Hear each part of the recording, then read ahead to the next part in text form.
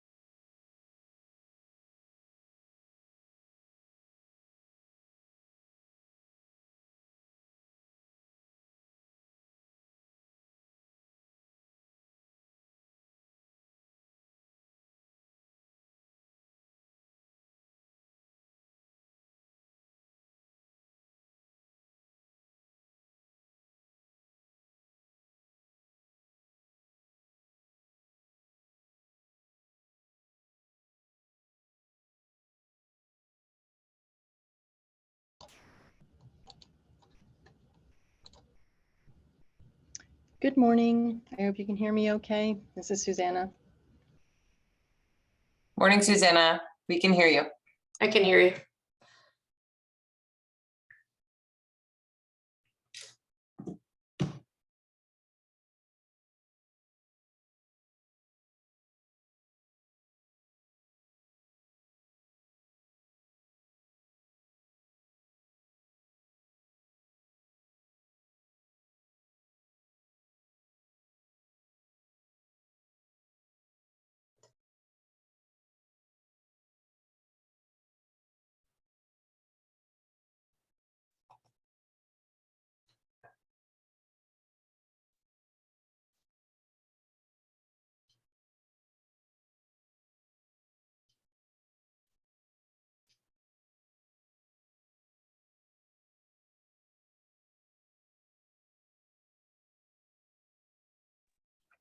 Morning, everyone. It's 8:59. We're going to give people a couple more minutes. Please make sure your mics are muted.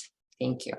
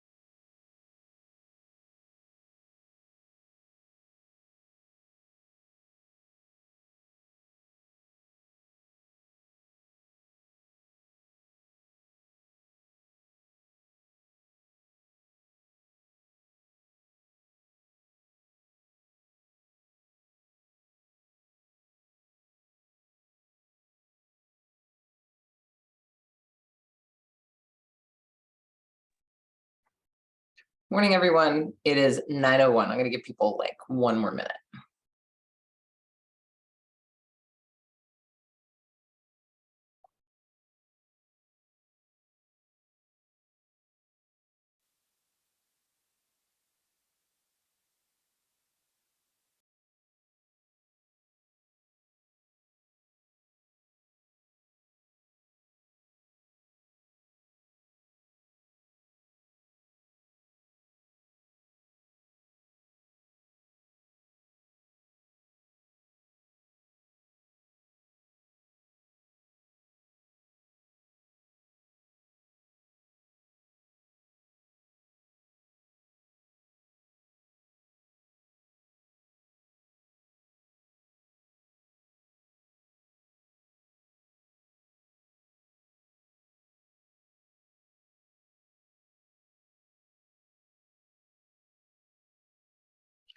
All right, y'all. Good morning.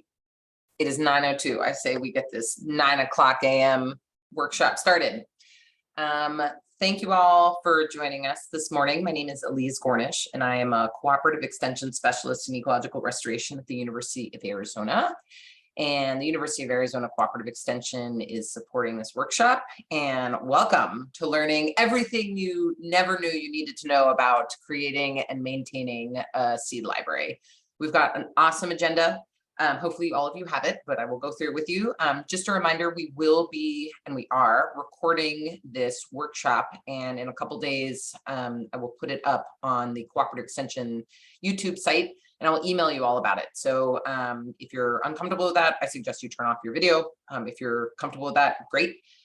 Please make sure you're muted during the whole workshop. Each person that's going to give a talk has about a 20-minute time slot. So we're aiming for about 15 minutes, 16 minutes of a talk, and then we'll have a couple of minutes for questions. We have like 130 people that have registered for this workshop. We have 50 people online now, but I'm sure more will trickle in. What that means is that we can't have questions by people calling them out or anything. So during people's talks, if questions come to you, feel free to put them in the chat. And then at the conclusion of the presentation, I will read out the questions starting with the top ones, so the ones that came first. If we don't get to your question, I'm gonna ask that the presenters attempt to answer your question in the chat. And you can always reach out to the presenters afterwards, okay? To all the presenters, I've made you co-hosts, so hopefully you will have no problem sharing your screen. And then I will also unmute you. So again, we're thrilled to have everyone here. If you've got questions, shoot them into the chat. And at the end of the workshop, which should conclude around 11 a.m., I will start putting up the recording onto a YouTube site. So if any of your friends are like, oh, the seed library workshop, I missed it, I can't believe it, you can just send them the link, okay? So first up, we have Elizabeth Jones from the Jefferson Seed Library, who's going to be talking to us about who are you and what do you want, how to start and maintain a seed library. So Elizabeth, I'm stopping my screen share. Let me know if you have any issues sharing your screen.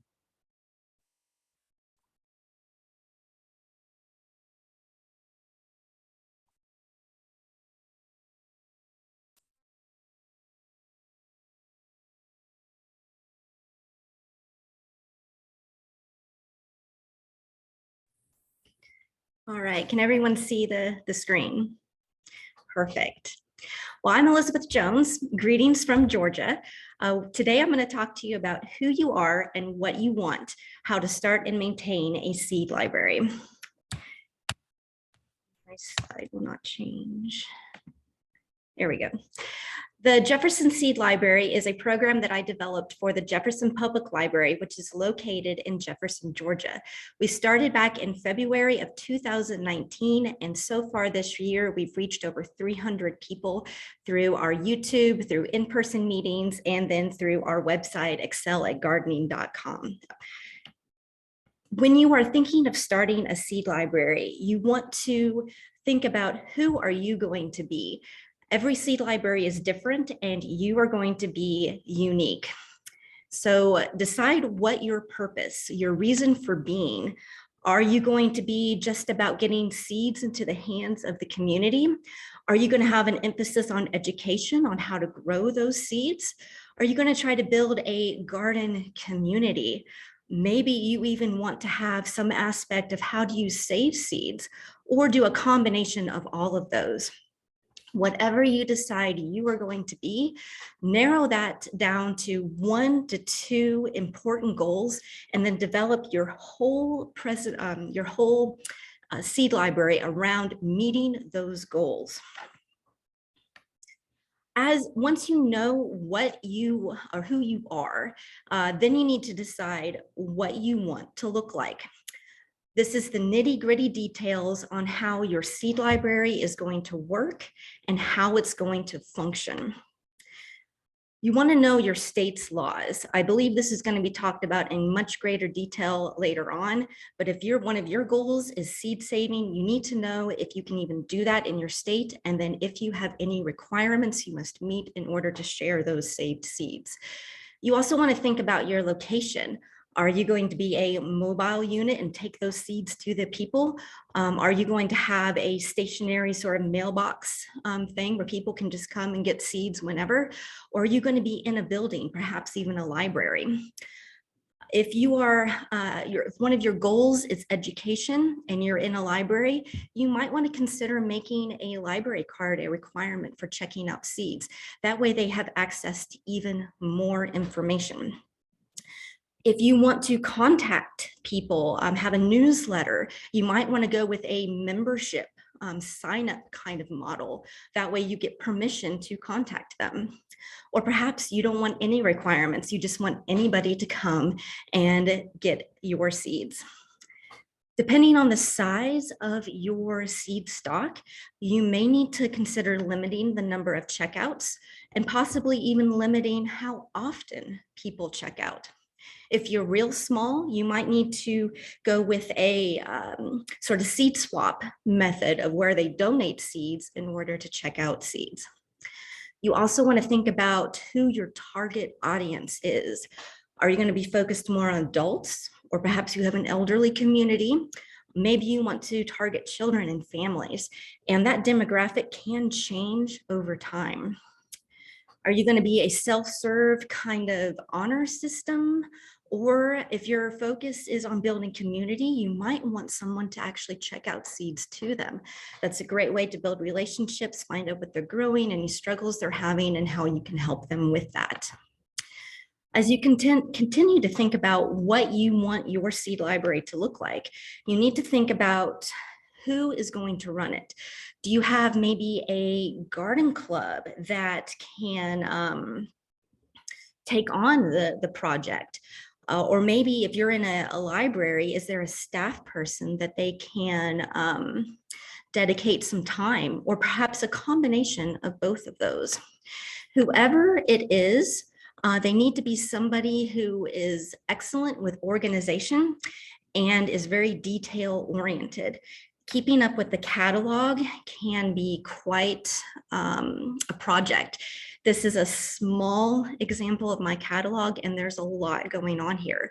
You want somebody who has a passion, not just for growing things, but somebody who is able to take on the details of maintaining a catalog with what checks out, what comes in, what gets discarded, and so forth.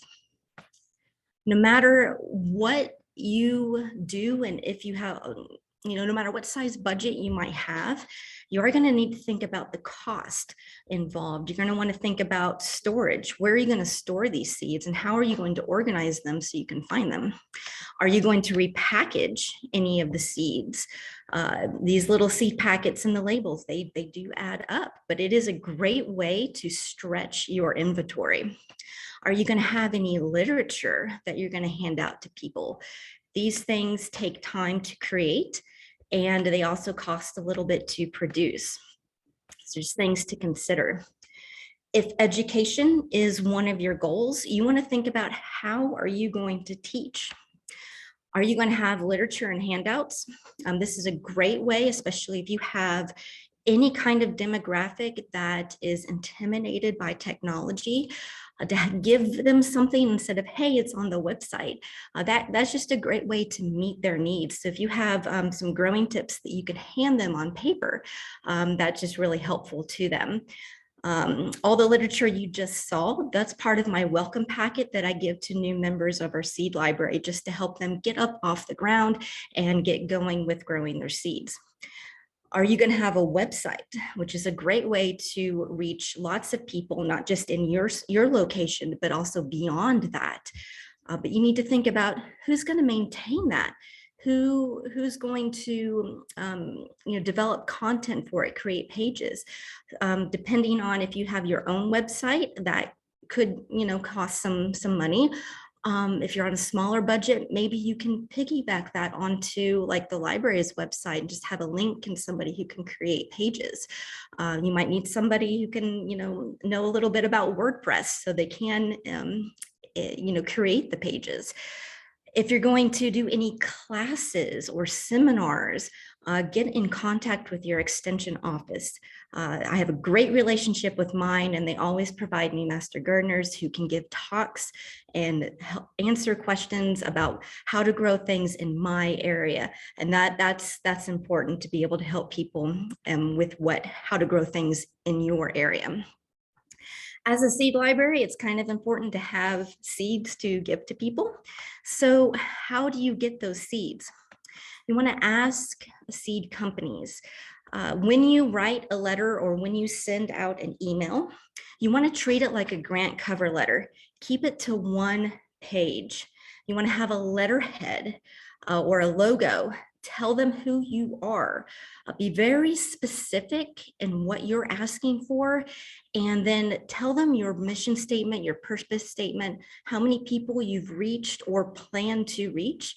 And then as a bonus, I just throw in that if they choose to donate, I worded a little better than that, but if they choose to donate, I will give them 1 year's free worth of advertising on my website, on any social media that's connected with the seed library, any emails I send out, any in-person meetings, because we wouldn't exist without them, and I want to make sure that they are properly thanked.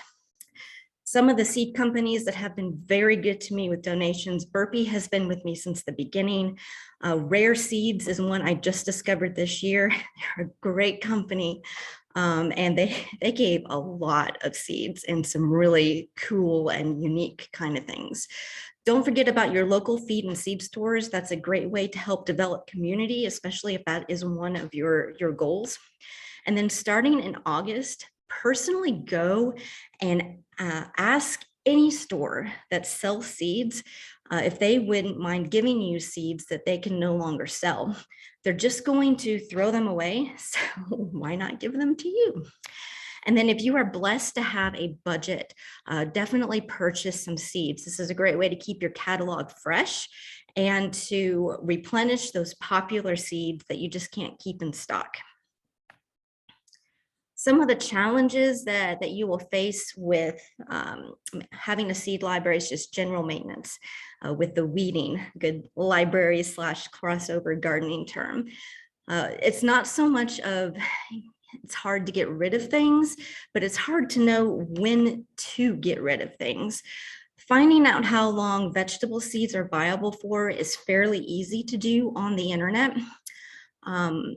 But where you can run into some difficulty is when you're trying to look up flowers and herbs.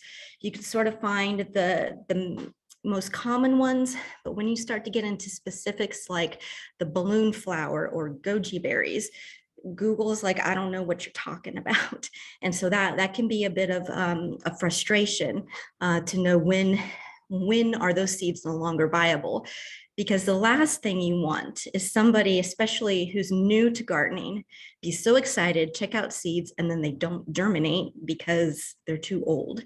But fortunately, for everything I have found over the years, I've compiled vegetable, flower, and herb charts in one location on my website, excelatgardening.com, and they're printable. Feel free to take advantage of that resource. They're all in one location of everything I found so far. Another challenge is just keeping your seed library fresh, keeping it real. You want to grow or innovate as you grow. You want to, as you learn your demographic, which may change over time, you want to continually meet their needs. We've added a multitude of things to our seed library program. We changed our green space into a butterfly garden and became part of the Rosalind Carter Butterfly Trail. And I'm hoping to use butterflies to get more children involved in gardening. I've added things like kits, a spaghetti garden kit, which is basically almost everything you need to grow to make spaghetti for supper. That was a sign up since I am actually growing seedlings for people, but you could have things like a hummingbird garden kit or a rainbow garden kit, just a collection of seeds for people to check out. We're adding the seed starter this year. This is brand new. Our seed library is a membership, and sometimes that can be a little intimidating to people. The seed starter will not be a membership. It's much smaller and hopes to use that as a springboard, not only to attract children, but to then transition them into the seed library where they have access to a lot more seeds. We have a end of the year garden celebration, Garden Grub and Gab. We added a great pumpkin contest for children of who can grow the heaviest pumpkin and then get a prize for that. You could add a rewards program to help with donations, vegetable swaps, how to preserve food safely. You could do a recipe contest with things that they grew. If your community has a garden, that would be a great way to maybe get involved with the community or partner with schools and do a school garden and then teach the children how to cook what they grew. You could do live plant giveaways. The possibilities are endless, and you're only limited by your imagination of how you can continually reach your demographic. Some resources just to help you get off the ground and running a little quicker. If you're going to do any type of seed saving, scientific names are important, and Google doesn't always get it right. These three websites are my go-to to find scientific names. They've never steered me wrong. There's also a great book by Julia Thompson Adolph, Starting and Saving Seeds. If you need viability charts, I've compiled them all in one location of everything I have currently found, and that's located on my website. Depending on how small your budget is, if you need free, high quality photos, pexels.com. I got most of my pictures for this presentation off of that website. It's a great resource. Canva is also good. They have a free version as well as a paid version. I create most of my literature, and I did all of my logos through Canva. And if you use the free version and you need to remove backgrounds, this website is a great resource of how you can get transparent backgrounds for free. It's a little quirky because it's free, but if you're on a small budget, it's helpful. And this is just barely scratching the surface on what you need to consider when starting a seed library. If you would like more details on how the Jefferson Seed Library actually functions, please check out my website, excel@gardening.com. And if you have any questions, even if you think of them after the presentations are over, feel free to email me and I will do my best to answer. And I am ready for any questions.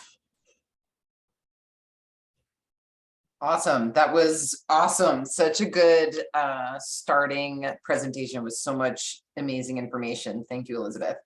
So the first question we got was from Melody, who asked, if you have a library card requirement for your library, your seed library, how are you enforcing that requirement? And are you enforcing limits for number, amounts of use if you have those? Excellent question. So I'm the checkout person for the Jefferson Seed Library. They bring their library card just like they would if they were checking out books. I get their account, then I get their name because I'm not always the best at remembering names. I have a book that I keep track of what they've checked out, what they returned, if they do any donations, and limits. They are limited to 5 seed packets per seed library week. We do ours once a week, once a month. And then they can check out more if they take advantage of our rewards program. Awesome. Just as an aside, how did you come up with 5 as the sort of max? I was trying to encourage donations since we're donation dependent. And so that figured that was enough to get them sort of whet their appetite for seeds. And then they're like, oh, well, I want to grow that too and that. And hopefully they would bring some seeds and then they could check out more. Awesome. Okay, Michael asks an awesome question. Which seed corporations are trying to thwart seed library initiatives? Oh, goodness. I honestly do not know the answer to that. I've not run into any problems with getting seeds from seed companies, other than sometimes I have to pay for postage, which I'm on such a small budget, I just choose not to use them. But that's about the only difficulty that I have personally run into. Awesome. Peter notes for the Southwest particularly, there's a website in here that Peter notes that's a good resource for names. And Lorna asks, what do you recommend in terms of storage methods, placements of the seed library in really arid and hot climates? We keep our seed in someone's home, then bring the seed to the garden on weekends during planting season. This isn't a great method at all. Any recommendations? Wow. Yeah, that is quite a challenge because the most we have to deal with is humidity here in Georgia. I am blessed to have an actual location in our library where I store the seeds, so it's in a temperature controlled environment. If you don't have that, I mean, it sounds like you sort of have the best of what you have, but I mean, if you have somebody that could allow you to make use of some space where it's temperature controlled, that would be definitely a blessing. I've never really had to think about that since I have a space to store my seeds. It's a little dry over here in Arizona. I guess maybe if you're Yes. having a seed library outside, installing it in a place that's shaded. Yeah. Oh, yeah. That's true. Yeah. I guess ours is inside. I didn't even think about an outside one. Yeah. Yeah. Definitely shade would be crucial, and maybe keeping an eye on it. And you might have to change out your seeds more often because that heat would damage the viability. Yeah. David asks, I'd love to hear more about your kits. Do you purchase already existing seed kits or do you make them yourselves? I make everything myself. I am blessed to have a budget. They gave me a budget this year. And so I see what donations come in. I've just gotten all my donations, and then I'll purchase any additional things of what I need that I didn't get in donations. So like for the spaghetti garden, it had basically everything but like the onions and the garlic, and since those are difficult to grow from seed, and we don't do the bulbs and things. But yeah, the hummingbird garden kit, I just picked out seeds that hummingbirds really, or the flowers that hummingbirds really like. And then since I'm the one putting it together, I'm like, ooh, that's pretty. I'm going to throw that one in there too. And then I'll just compile a collection of seed packets with their growing tips, and then they'll just take that whole thing home. Awesome. Last question we got for you is Roberto asks, are you recommending citizen science tools such as iNaturalist as a source for names and keeping a registry of biodiversity in our gardens? Are you familiar with iNaturalist? I'm actually not familiar with that one. That's something that I have a sort of as a goal to grow into. Right now I'm just trying to get people to get used to saving seeds. And then once I can get more people doing that, then I want to expand into the biodiversity and how many plants you need to keep that biodiversity. So I'm not quite there yet with my seed library. I hope that answers the question. Awesome. You'll get there. Thank you so much, Elizabeth. That was great. So next, we are going to hear from Danielle Carlock from Scottsdale Community College, and Danielle's going to talk about starting a native seed library to support naturescaping in your community. Hi, I'm just going to go ahead and make sure I've got the screen shared correctly. Let me see. Hopefully. Let's see, it's still loading on my end. Okay, everyone can see the screen okay? Yeah, we can see it. Okay, great. I'm going to get started. Well, welcome and good morning. Thanks so much for coming. And I'm going to really talk about getting into native seed and the idea of naturescaping. And so I'm going to go ahead to go to the next slide. And there's two major kind of points I want to make. And I want to talk about why you might consider starting a native seed library or adding native plants to an existing seed library that's primarily food plants. We'll talk about the importance of native plants, what this idea of naturescaping is, and habitat at home. And then we'll get into, but we don't have a lot of time, but I'll try to hit on the major points of how you might go about doing this. So the first thing I want to do is talk about, what is a native plant? And so there's some controversy surrounding, how to exactly define this. But so I put up two different definitions here. And when you kind of look these over, you see a plant that is part of the balance of nature, developed, I would say probably evolved over hundreds of thousands of years in a particular area. So the idea that these plants are integral to the ecosystems of which they're a part, and that they've evolved over many eons in those areas. And then the other definition kind of talks about, other than an introduction, which is when a plant is brought into an area where it hasn't evolved, it's saying plants that historically occurred in an area. And so for our hemisphere, we generally think of that as prior to European settlement and colonization. And so the key thing is that these plants have relationships with all the other, they're in food chains or in food webs, and they're in relationships with all the other species that are present, whether it's birds, mammals, reptiles in Arizona, insects, very important relationships between insects and plants, and that these plants have not been subject to artificial selection or selective breeding. So that just gives you just a little bit of background on what a native plant is. And so each region has its own, suite of native plants, essentially. And so the idea of naturescaping, I think it's gaining more traction. And it's sort of the idea that let's have our gardens be more an approximation to what they might have been when they were natural areas before humans came in and began to settle and develop them. So the idea of arranging the plants in a way that's kind of approximates their arrangement in nature. So you might have an assemblage of native plants in a garden that were historically found in that area and that have interactions and relationships with each other and the insects and other wildlife. And so what we're talking about here is really like thinking, historically gardens have been for human enjoyment, aesthetic value. And what naturescaping is saying is let's have that still, but let's really also support biodiversity intentionally.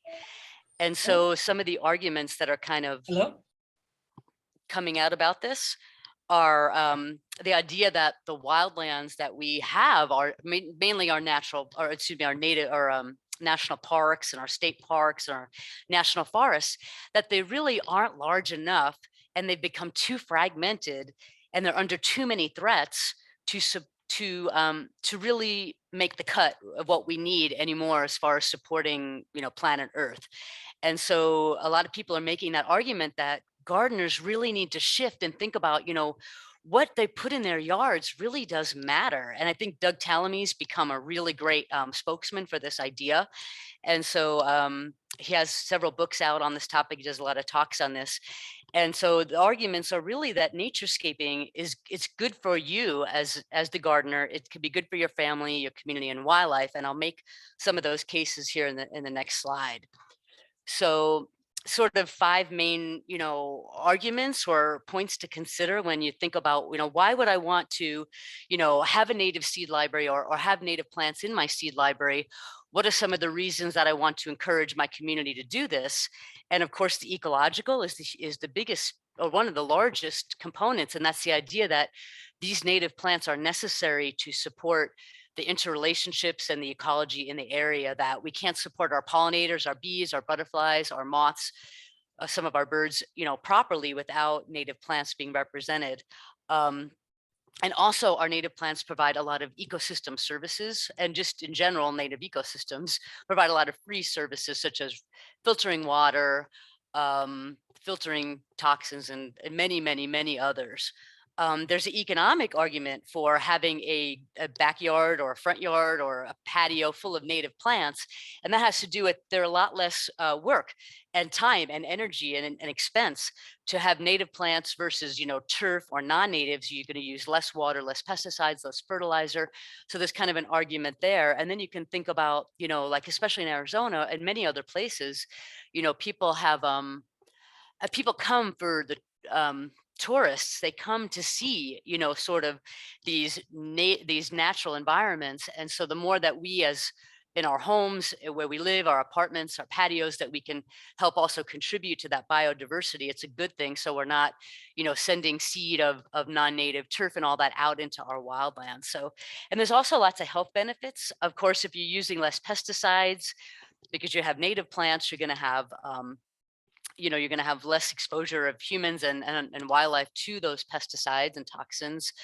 And then there's health benefits to gardening, that we all probably are familiar with. And I think there's a big case to be made with gardening with natives, because when you start to see all those interactions happening in your yard.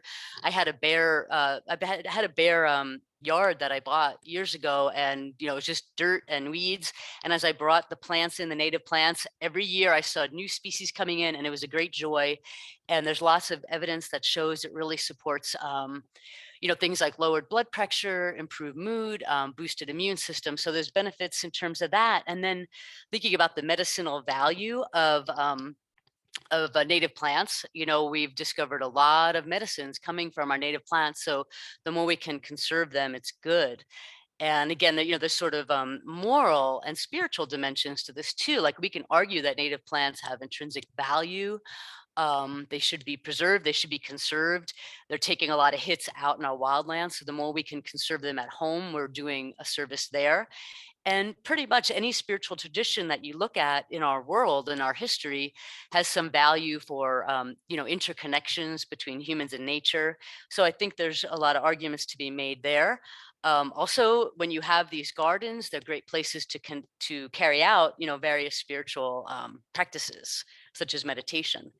And then finally, the beauty of a native garden. I mean, on the slide is a picture of a hibiscus that's native to Arizona. Not a lot of people know about it. You'll see it when you're out hiking, but what a beautiful addition it makes into your garden. And that sense of place, people lament, well, everywhere you go in America looks the same. You have the same big box stores and all these things are the same. But if we can preserve what's unique about our places by these native plants and these ecosystems, we've done a lot of good for ourselves. So just kind of looking at, sort of why, having native plants in seed libraries, why it's a good fit. Native plants are not always available commercially, or not all of them are commercially available. So having a supply of seed that is regionally appropriate is great in your seed library. People can access the seed. There's not a cost barrier. And it aligns with a lot of the missions of a library to promote native seed. So that's sort of just some thoughts on why you might want to encourage, or kind of think about adding some native seeds into your library, or maybe going all out and starting a native seed library, or primarily focused on that. So I just want to touch on maybe 4 or 5 considerations that you might want to think about. And these are some of the challenges, like what species will you offer? I'll talk about that in a moment. How will you get the seeds, which is probably the most challenging piece.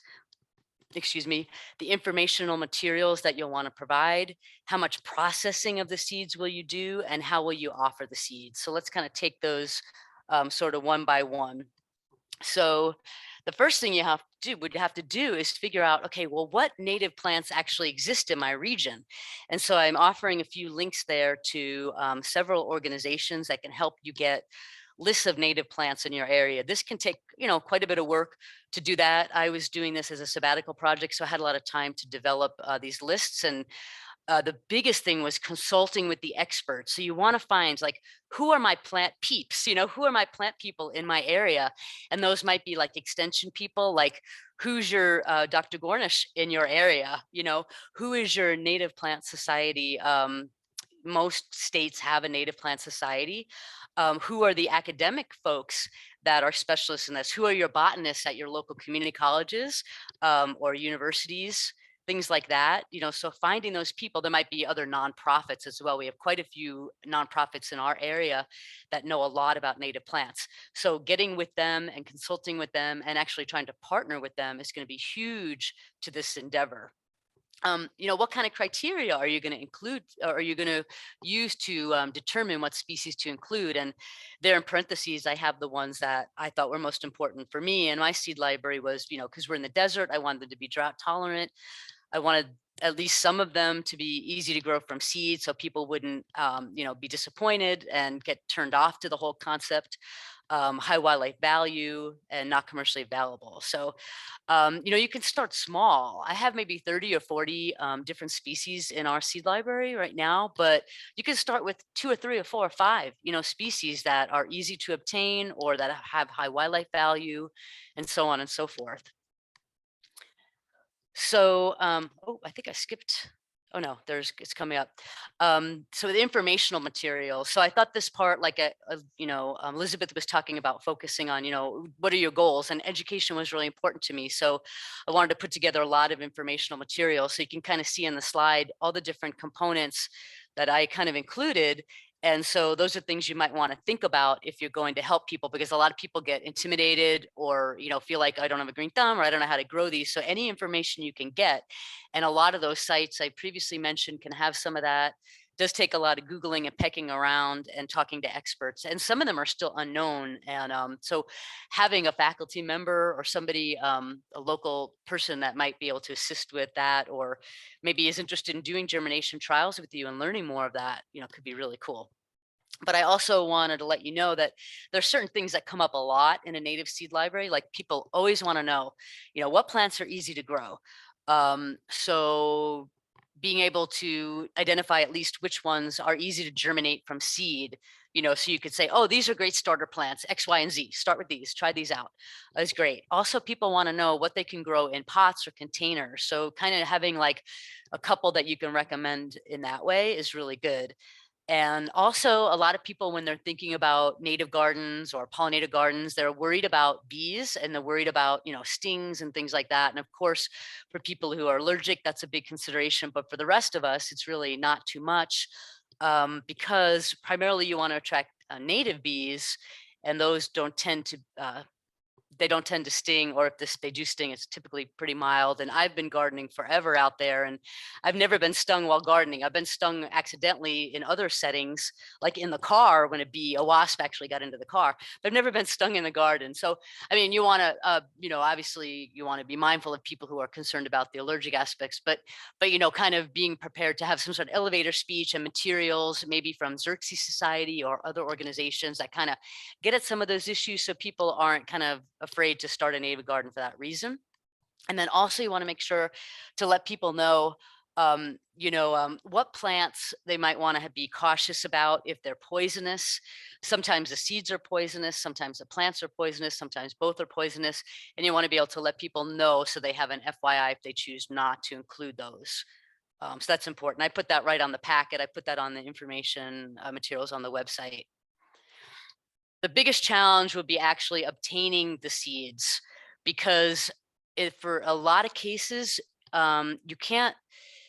you might be able to find, and I do have it on there as approaching native seed companies, you might be able to find some companies that offer seed that are local to your area. I found the Midwest actually had the most seed companies that had seed that was available for native, like prairie seeds, native prairie plants.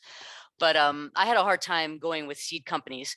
What I had to do was I basically have been collecting the seeds myself, along with working with interns and other faculty at my college, and developing, kind of partnerships and things like that.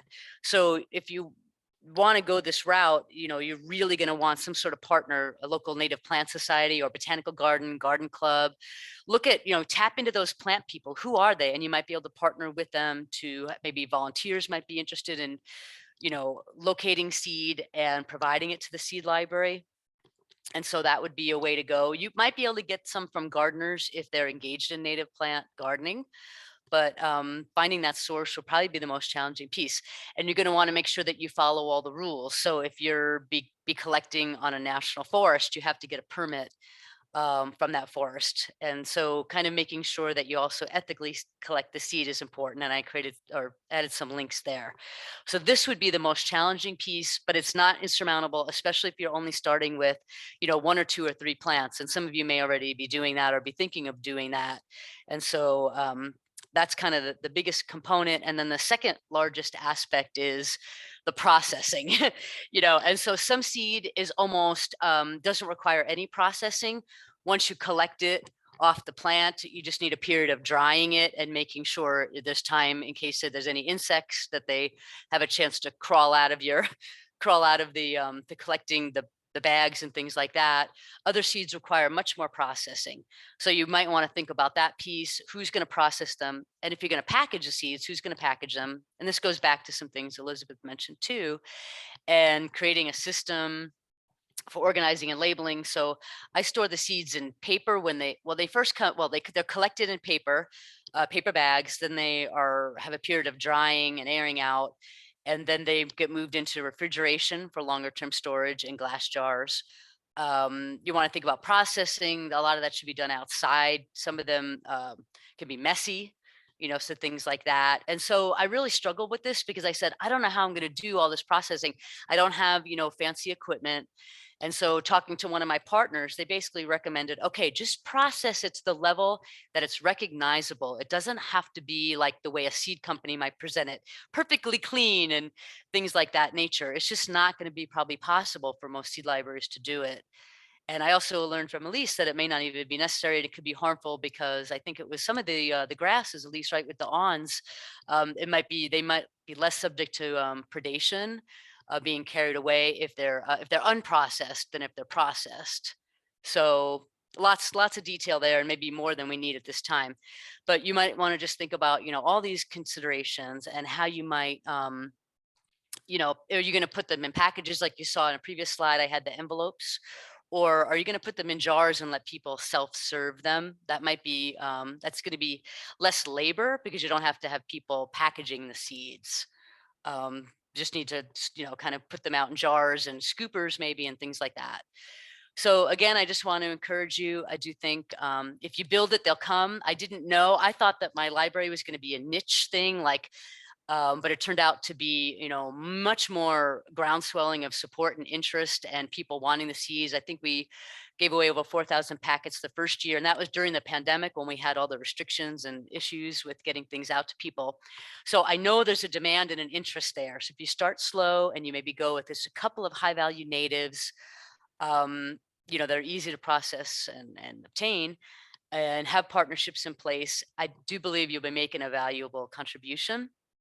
And I'm happy to answer any questions anytime. I know there's a lot more to it than what I covered as far as a deeper dive into those concepts. And the next couple of slides have some references and sources for you. Awesome, Danielle. Thank you so much. That was great. There's a ton of chatter on the chat. A lot of people including lots of good resources. Julia asked you try to include information help for people who do not have access to a yard. And you kind of got to this a little bit with the discussion of the like seeding out in yards versus in containers, but sorry, I just lost the thing. So do you try to include information help for people who do not have access to a yard, but still want to be growing native plants, like growing them in containers? If you do have any sources, what would you recommend? Yeah, so that's why I label for any of the seeds that grow well in containers or plants that we know that grow in containers, it's labeled on the seed packets. And then also on the website, there's a list like, here's the ones that grow well in containers. So that's always a big thing. And then I'm also kind of been working on a pollinator habitat certification program.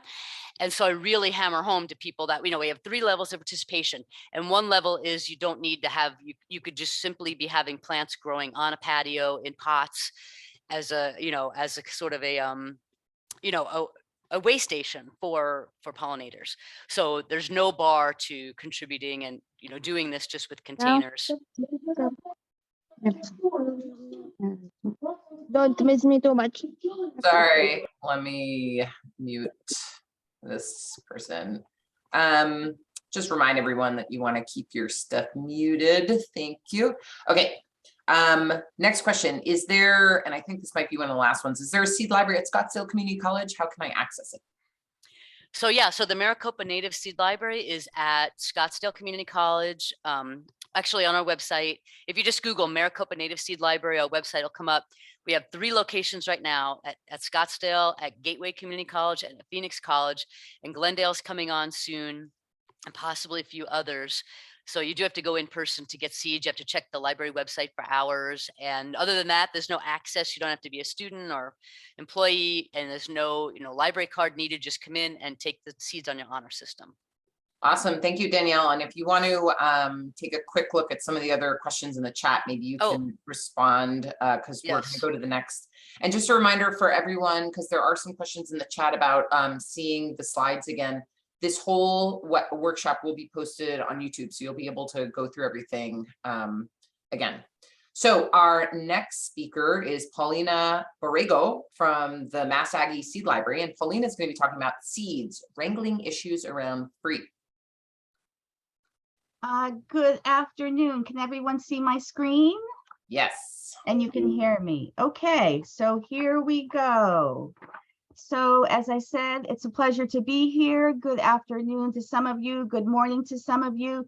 This presentation is about the issues that may arise from freely distributing seeds, namely patented seeds. Oh, it doesn't want to advance. Oh, there we go. Okay, here we go. It's just a time delay. So hello, my name is Paulina, and I am co-founder and wrangler of the Mass Aggie Seed Library at the University of Massachusetts in Amherst, Western Massachusetts. I am also fortunate to be the Patent and Trademark Resource Librarian, helping students, faculty, staff, and community members with their patent and trademark questions. So these roles combine to provide a unique viewpoint of patented seeds in the seed library landscape. So I imagine that this might be new for some of you. So I need to say that I am not a lawyer. I am not a patent attorney. I'm not even a biologist. So I come to this with a very simplistic viewpoint. For authoritative information, you need to consult legal advice and those who are versed in the field. And of course, every person and institution needs to assess their individual risk tolerance.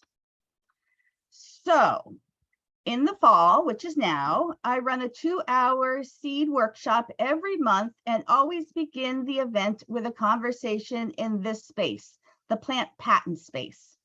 As a patent and trademark resource center, each week we receive a shipment of newly patented plants from the United States Patent and Trademark Office in paper format. So we have all these filing cabinets just filled with plant patents, and that is sometimes new to people. So most people are unfamiliar with the world of plant patents. Plant patents are granted for plants that are asexually reproduced. So just as a little overview, in the United States, there are 3 types of patents.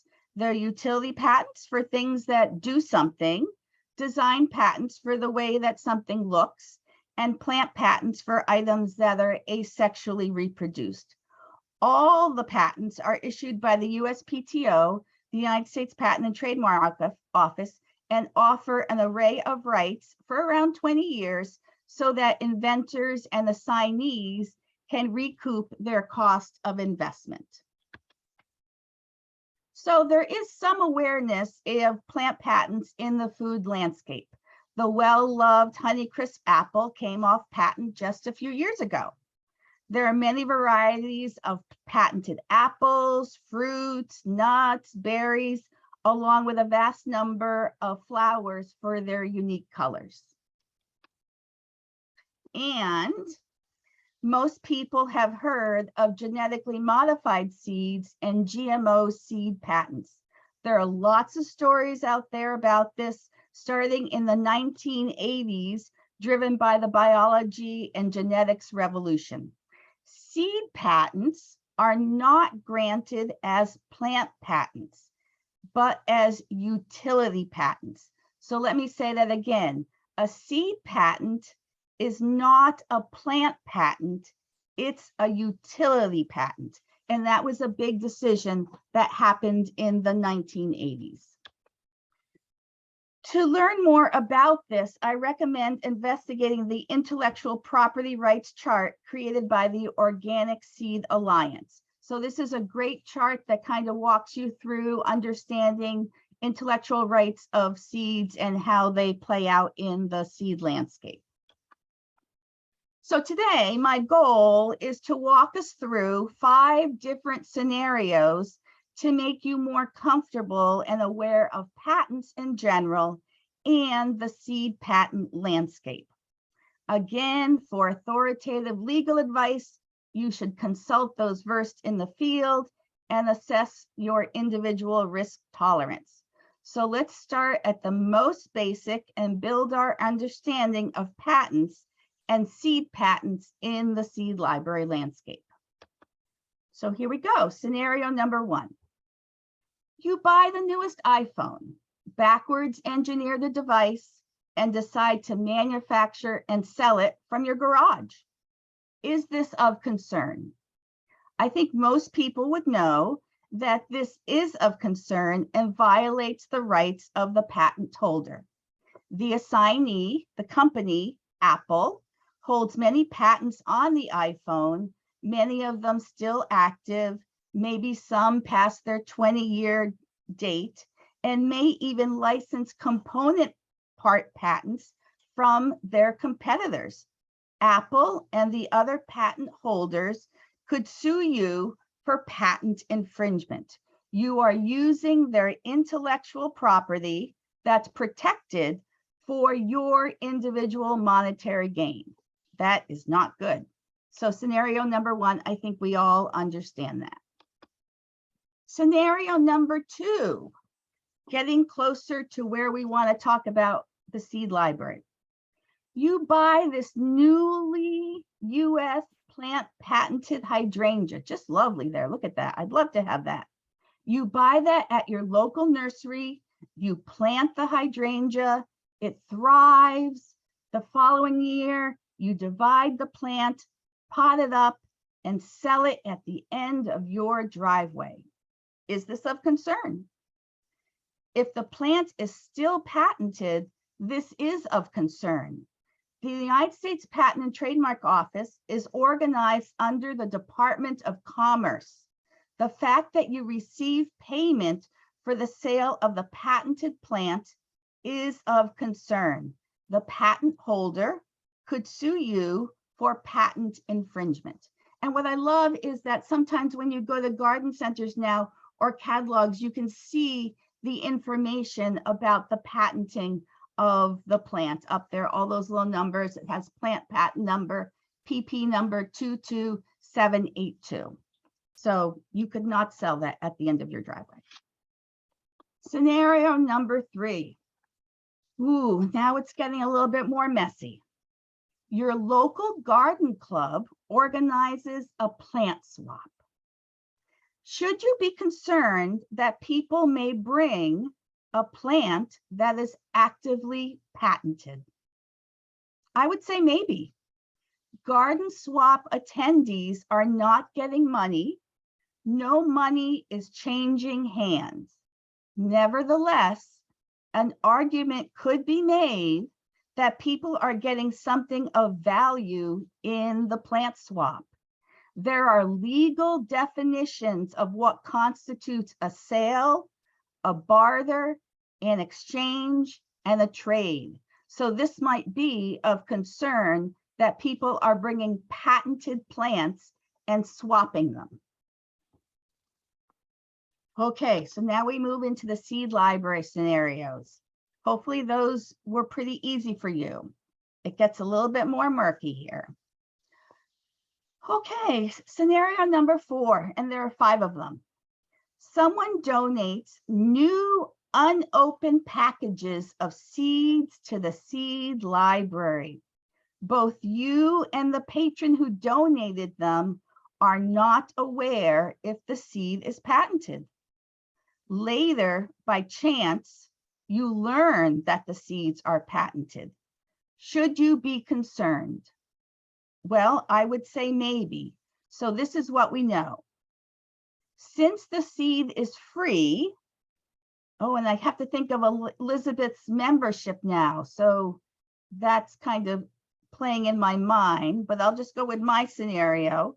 Since the seed is free, there is no commerce taking place, and we will assume the seeds were legally purchased. I mean, I have this all the time where people just drop off packets of seeds that they legally purchased. In this scenario, you need to ask yourself if your library wants to support patented seeds. In libraries, we strive to educate people about the materials and the services we provide, so you might want to identify those seeds that are patented. You might also wish to provide some accompanying information about patented seeds. That said, identifying if a seed is patented or not is not an easy task. Some catalogs provide this information and some do not. So this Johnny's catalog, they tell you that this powerhouse lettuce seed is patented. And then I went and I found the patent in the USPTO database. So maybe this is the place to begin with requiring and disclosure and transparency in the sale of patented seeds. I urge you to educate yourself and your patrons about the open source seed initiative. So if you take nothing else from this today, I would want you to look up the open source seed initiative and that chart from the Organic Seed Alliance on the intellectual property rights of seeds. The last scenario. A patron donates a packet of homegrown, self-collected seeds to the seed library. You are unaware if the collected and donated seeds come from a patented variety. Should you be concerned? Again, there is no commerce taking place, no money being exchanged, but still the collection of the seed and distribution to others may be of concern if the seed is from a patented variety. If you know the donated seed is from a patented variety, so for example, if you got a packet of Terminato organic lettuce seed, you might want to refuse the donation and educate the patron about why the seed cannot be accepted. But again, finding out if a seed is patented is not easy or straightforward. There may also be individual state regulations about the collection and distribution of patented seeds. So I urge you to look up what the regulations are in your particular state. I think what you're finding is that the patent seed landscape is messy and it's ever changing. So here's something you can proactively do. One way to provide protection for yourself and your library and your patrons is to place a disclaimer in your seed library stating your intention to not collect or distribute patented seeds. So this is something I have on my website, and I believe I found this when I attended a webinar with the Rocky Mountain Seed Alliance. So in the Mass Aggie Seed Library, we separate out all sorts of suspect seeds. Those we suspect are patented, those out of date, those without reliable information, or anything that does not meet the mission of the seed library, such as hybrid seeds. We use these who knows drawers as a way to house those suspect seeds and provide some educational information to accompany the items in the drawers. Sometimes this is the first time a patron has encountered the issues of hybrid or patented seeds. That said, I separate seeds as I learn of them, but do not actively or individually tag this information. Everything in the who knows drawers are there for a reason, although the exact reason may not be stated with the seed packet. Our hope is that exposure and education will create a more informed and proactive seed community. And again, each person and institution needs to assess their risk tolerance. So overall, our goal should be to honor all systems of work, whether that be a constructed system such as the patent system or the years of refinement by native peoples and nature. Each seed has a story to tell, and it is our honor to be the holders of those seeds and stories. So my goal today was not to overwhelm you, but just to give you a gentle introduction that there is such a thing as a patented seed. I can't provide all the answers, but I hope I can get you started on your seed patent journey. Each seed librarian will need to investigate more, ask their own questions, and evaluate their relationship with patented seeds. So those are some things you can look at, and I am going to stop sharing my screen.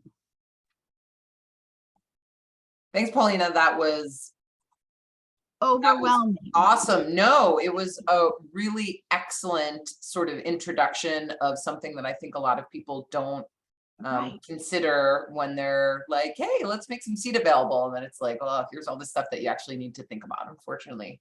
To me, the main issue is that you never know Mhm. that many seed companies sell seeds and you don't know that they're patented. Yeah. So how that all plays out. So I think if I could have everyone just do a few things to look at that intellectual property rights chart from the Organic Seed Alliance, to look at the open source seed initiative, and then to protect yourself by putting a disclosure on your website and somewhere in your seed library. Maybe I have mine, I have a little basket where people drop off seeds, right? And I just have that little thing printed out so that people can see that. That's awesome. That's great. And Anita put in some of those links that Paulina just mentioned. And we do have a question from George. George asked, do seeds of selfing and outcrossing plants, are they treated differently from the patented plant? So I don't understand that question. Do seeds of selfing and outcrossing? So you have to explain that to me a little bit more, George. Selfing means self-pollination. Oh, George, do you mean like if you have a patented plant and then you It yourself crosses. pollinate and cross and then create potentially a hybrid? Okay, yes. So I think what George is asking is if you have a patented plant and then you modify the genetics somehow by selfing or outcrossing yourself, you create another plant. Is that secondary plant that now is So- genetically dissimilar from the first one and or its seeds? Does that still fall under the patent of the original parent plant? And George, please shoot into the chat if that's not what you were asking. So I think, again, I'm not a lawyer and I'm not a biologist. So my understanding is part of this comes from the fact that these seed patents are utility patents. So again, any part of that device, of that iPhone that's patented, and you might use it in a different way, it's still under patent protection, and you would have to license that patent from the patent holder. So moving that into the seed world, let's say there was a patented seed variety and you did something to that, crossed it or did something to it, you are still using that patented item, which is a plant, and altering it in some way. So you would need to license that seed from that patent holder. So the answer is yes. Wow. Okay. That's awesome. But that's my non-legal, non-biology. No, you've made very clear. Yeah, that's great. Awesome. And Okay.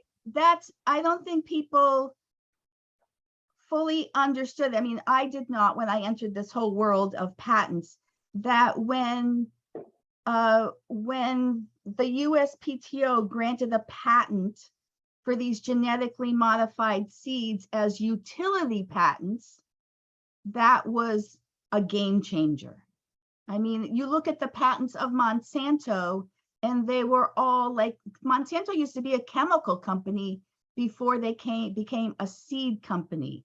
And so when that court decision came down in the 80s, it just changed the whole landscape for seeds. And now we're finding it like 40 years later in our world of organic seeds. Awesome. Thank you, Paulina. And I believe Anita, my colleague from Cooperative Extension, who's going to close out the workshop, she'll touch on some of this just a little bit more. But thanks again, Paulina. That was awesome. Next up, we have Debbie Ben-Ruby, David Silver, and Carol Spector, all from the University of San Francisco, and they are going to tag team on a talk, Seed Library 2.0, growing our seed library at the University of San Francisco. Thank you. I think I was sharing the wrong screen there. Hold on, please. Is this it? Nope, that's not it. So sorry. This is embarrassing. Here, I'm It's gonna okay. We're very informal here. I'm gonna move Debbie, this. it looked good on our end. Oh, it did? Yeah, it looked Oh, good. okay. I'll try that again then. I'm sorry. Hi, everybody. Thanks for being here and thanks for your patience while I try this one more time. So how is this? Is this okay? It looks like what I think you want your first slide to be. Yeah. I think it's Looks yeah. good, Debbie. Great. Thank you. So yeah, I'm happy to be with you all today. Thank you again. 3 of us from USF today are going to give a little introduction to the USF Seed Library, how we started, our challenges and successes, and how we work within and beyond the library where the Seed Library is housed. I'll start it off and then you'll hear from my colleagues Carol Spector and David Silver. The USF Seed Library is a collaboration between Gleason Library, which is the main campus library at the University of San Francisco, and USF's Urban Agriculture minor, which is part of USF's Environmental Studies program. And now I can't advance. Oh, there we go. When we got the idea to have a seed library back in 2013, that is David and some of the other urban agriculture faculty, plus Carol and me, we didn't know anything very much about them, but we just thought it sounded like a good idea. And we decided to visit some. We found there were a bunch in the San Francisco Bay Area, and we visited a bunch of them, notably the Basil, the Bay Area Seed and Interchange Library at the Berkeley Ecology Center. And what I think of as the mothership, the Richmond Public Library in Richmond, California.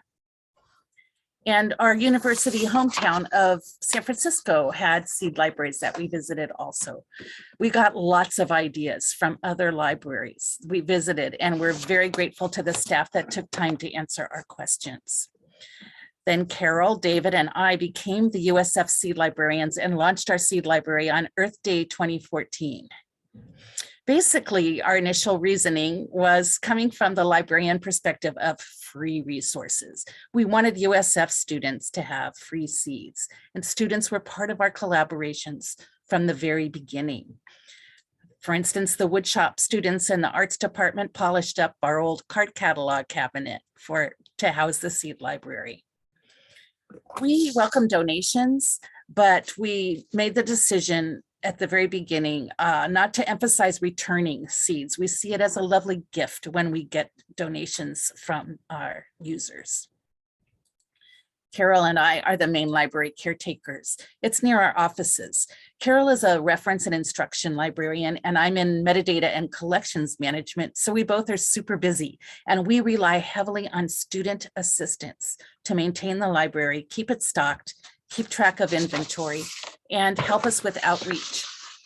One challenge we face is buy-in from the library administration, to whom we have to justify using our time for the seed library when we have other jobs that they sometimes view as more critical. We remind them that the seed library supports USF's mission of social responsibility and ideal of care of the whole person. And it provides a model of how communities can attain sustainable food production and food justice, the right to eat and grow healthy food. Budgeting is another challenge because our library budget is very, very tight, and it really helps that we're partnered with an academic department, and we get to use their money to buy seeds and pay student helpers. There's other challenges too, including having consistent student help, germination testing of older seeds, and of course, disruption from the pandemic when the whole campus was closed for over a year. A big challenge is getting the word out consistently that there is a seed library on campus and that anybody could take seeds. Students have helped us from time to time with posters and also social media. And because USF is technically a closed campus and USF ID is required to enter Gleason Library, it's hard to get involvement with the San Francisco community as much as we would like. We have our share of successes though. Hundreds of members of the USF campus community have registered and keep a seed log at the library.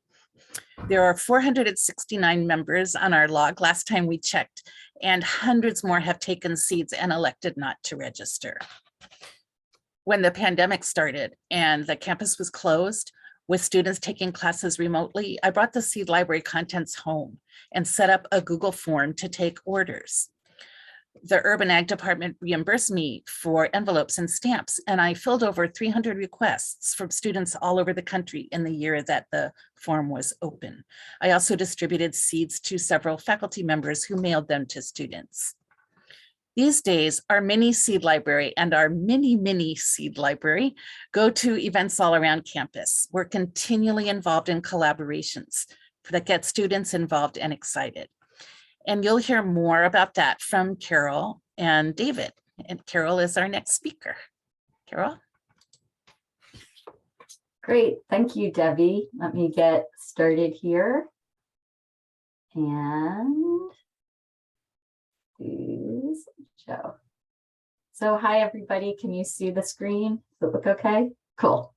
Okay, I'm Carol, and I'm going to talk a little bit more about the seed library's activities at Gleason Library, and hopefully they'll give you some ideas of what might work for you. So Gleason Library is the home of the University of San Francisco Seed Library, and no surprise here, we have books. The focus of this collection is urban gardening and seed saving, and I know that came up earlier. Yes, we include a lot of books about container gardening, rooftop gardening, all different ways, indoor gardening, ways to encourage people to grow their seeds. We also have a tool library at our circulation desk where students can borrow trowels and clippers. We have a companion website with additional resources such as a video collection featuring documentaries on food systems, an interactive map of Bay Area seed libraries, and links to the USF Community Garden and USF Food Pantry. And here I'll stick in the chat. This is a link to the, let me see if it's working. Well, of course, it's not working when I want to. I'll add a link later to our website. Let me go back here, sorry. But the heart of our seed library is the connection that we make with students at our seed library workshops. Workshops are held regularly with classes in environmental studies, specifically classes that are part of the urban agriculture curriculum. We have also begun to receive interest from other academic programs. Examples of other courses that have scheduled workshops include the anthropology of food and literature and the environment. Our seed library workshops consist of two parts. The first part is a presentation on, just in general, what is a seed library and how to use USF Seed Library. And then the second part is a hands-on activity. During the first part of the workshop, we discussed with the students why we started our seed library. And we build from the local idea of growing your own food and saving seeds to global issues such as consolidation of the seed industry and the role of chemical and pharmaceutical companies within this industry. We lead this discussion by asking a variety of questions. For example, we ask, what did you expect the seed library to look like? Does an heirloom look or taste different than a typical store-bought variety? What do you know about any of the major seed companies? So after a sometimes deep and heavy discussion, we say, enough with the talking, it's time for fun. This is the hands-on part of the workshop. Students help us pack and label seed packets and then decorate the seed packets. This is typically done in small groups, with each group packing one variety of seeds. The students really enjoy the social aspect and the opportunity to be creative. Here are some photos of packets being decorated by the students. And we have many more images to share with you of the packets that students have created. We put these packets back into the seed library, and then they provide a sweet surprise to seed borrowers.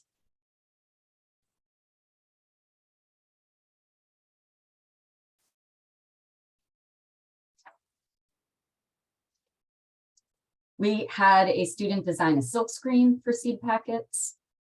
And more recently, a student designed these pair of stamps, and that's the artwork that we used for this display, for this presentation.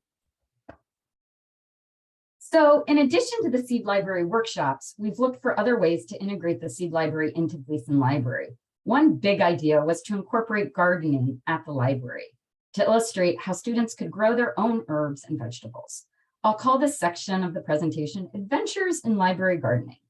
Some attempts have been more successful than others. Our first big idea was to do indoor guerrilla gardening. There are plenty of window sills adjacent to the seed library, so why not have a beautiful indoor herb garden? Sounds like a good idea. This ambitious plan lasted only a few months.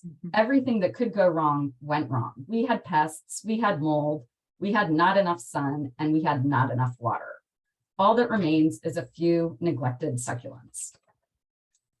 So our second idea has been much more successful. The idea is to establish a satellite community garden at the entrance of the library.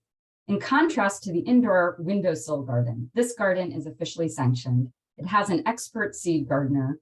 We have student workers, and this garden is integrated with the urban agriculture curriculum. Here you see the official signage and students participating in the inaugural planting. And you can see it's right in front of the building. We're really excited about this opportunity and this prime real estate to showcase a vegetable and herb garden. And we're looking forward to saving seeds for our seed library.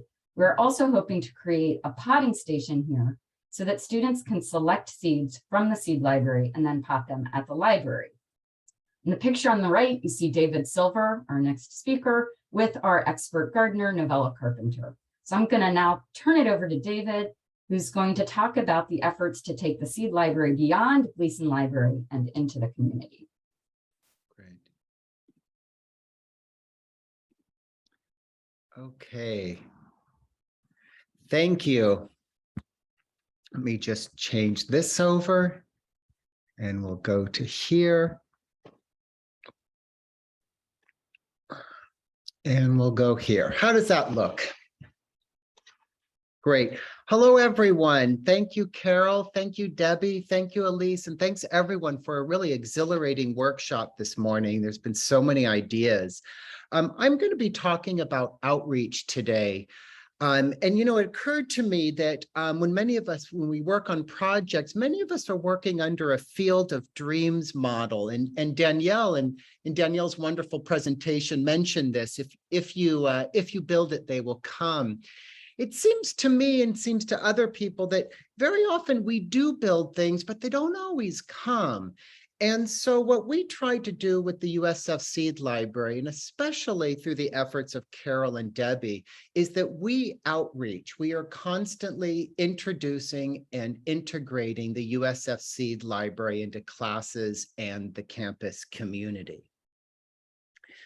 How is this done? Well, I teach a class called Community Garden Outreach here at USF, and this class focuses on food insecurity, both in San Francisco and the Bay Area, but also food insecurity on campus. We talk a lot about food insecurity, the sources of food insecurity, our own individual relationships to food insecurity. And then we also work on modest efforts to challenge food insecurity, especially through our USF food pantry, and before COVID, through these farm stands. And so what you're seeing here is a pop-up farm stand for lunch where students were taught how to harvest food, cook food, and serve food to others. And it's a pretty exciting moment on campus where you have students feeding students and sometimes students feeding faculty and librarians. But we don't just serve delicious food, we also serve seeds. And so wherever you have these events, the Seed Library will pull up and start offering seeds to students, faculty, and staff on campus. But it goes a little bit beyond that. It's not just about the Seed Library's presence. It also fits into some of the ideologies that we teach in classrooms. You know, it's difficult teaching environmental studies right now in an age of climate change. It's difficult and it's quite depressing for a lot of the students, not to mention faculty. We talk about some very big issues like global north producing so much pollution and sources of climate change, the global south being the recipients of some of that. We discuss about democratic policies for climate change. We also discuss Republican denial of climate change. And then we also discuss very deeply an industrial food system that is geared and designed for profits, not for people. And so what we like to do is try to teach our students and encourage our students for small kind of DIY efforts, getting our students involved in producing things. And so when Carol shows this slide of students making the seed packet, we really are encouraging our students to take that kind of effort and to do it yourself. We also like, in a very modest way, to ask our students to step outside of capitalism just for a minute, just for an hour, just for a day, and to experience other kinds of free culture that can exist and should exist. Another outreach form is events. If there's an event on campus, the Seed Library is there. Even during COVID, here is Debbie. If we're in COVID, we just put our masks on and bring out the Seed Library. And I think to just kind of finish off our talk, I want to end with just a very small anecdote about the Seed Library at Earth Day. You know, we know that we are doing something right when our students come up to us and say, hey, can we maybe use the Seed Library for our own exhibit for Earth Day? And it seems strange, but it seems like a one way to value success is to say, when the librarians and faculty step aside and students take over, something is happening. And so we know that we're successful when we see our students teaching other students about seeds. We know we're successful when we have students teaching other students about Monsanto and about seed monopolies. And we also know that we're doing something successful when we hear our students say, here, let me help you plant some kale. Thank you very much.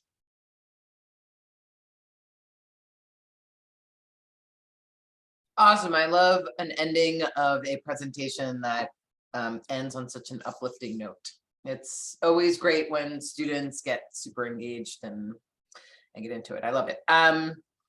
So let's see, we had a couple of resources put into the chat, and Debbie asked, well, Debbie is putting in a question by Joan saying, can alumni get seeds too? I think maybe that was touched on, but if you want to just answer that question, that'd be great. Any of the three folks who Sure, I could take that. As I mentioned, our library is closed, but because it's a private institution, but if somebody contacts us and wants to come in and use the seed library, we try to accommodate them. And sometimes alumni do have library access, especially for the first year after they graduate. They're all entitled to it for free, but afterwards they have to pay. So they can't always get in on their own. Thanks, Debbie. And George asked, did you go to the Richmond Groves Seed Lending Library at East Bay for inspiration? Yeah, as I mentioned, that was one of the places that that's the one we call the mothership. And because they have inspired so many people, and we learned so much from Rebecca and over there in Richmond, and that we got a lot of good ideas from her, from Richmond, and from the other libraries that we visited as well. That's how we started. Awesome. And I think, yeah, we can go one more question from George asking about funding and budget. I know you mentioned you have a teeny tiny tight budget, as what we all do, but if you want to just expand on that just a little more, that'd be great. I can maybe jump in on that really quickly. One of the things that we've done is, as Debbie mentioned, is the Seed Library has a really great and a long-standing collaboration with environmental studies and urban agriculture. And Carol and Debbie have done these incredible workshops that are in our classes, from classes like literature and the environment, environmental justice, my own classes on community garden outreach. We go into the library to have these library workshops. So we in environmental studies decided we should be able to pay some money to the Seed Library to help support that. So we currently pay maybe a couple $100 every year for seeds. And then we also pay a couple $100 for a incredible student assistant. It's wonderful because the students get great experience, great resume builder, and then one-on-one mentorship from Carol and Debbie. And then Carol and Debbie in the Seed Library get this student enthusiasm, labor, and creativity. It's a real win-win situation. Yeah, super value added, right? That's awesome. Okay, thanks again, folks. That was awesome. And rounding out our workshop today, or webinar workshop, whatever. We've got local favorites, Susanna Connor and Kelly Wilson from the Pima County Public Seed Library. And they're going to talk about lessons learned on our 10th anniversary. So these are the true alumni of seed libraries. So Susanna and Kelly, you can take away. Great, thank you very much. Yes, we feel like we've been around a long time, but we also got a lot of inspiration from Rebecca at Richmond Groves. So it's a small community. Kelly is going to be the seed slide master for me. So I'm Susanna Connor, and Kelly Wilson's here with me. We were both around 10 years ago when we first started the Seed Library. Celebrating our 10th anniversary, we just thought we'd share a little bit about what we've learned as we've grown. I'll give a brief overview about where we are now, our mission, and how we've sort of evolved over time. We had to pivot as things develop. And then I'll talk about what we're working on this year, and then I'll hand it over to Kelly. All right, was that working? Were you able to see it when I had it up there a minute ago? Huh? No. Oh. I didn't see your slide yet. All right, let me see.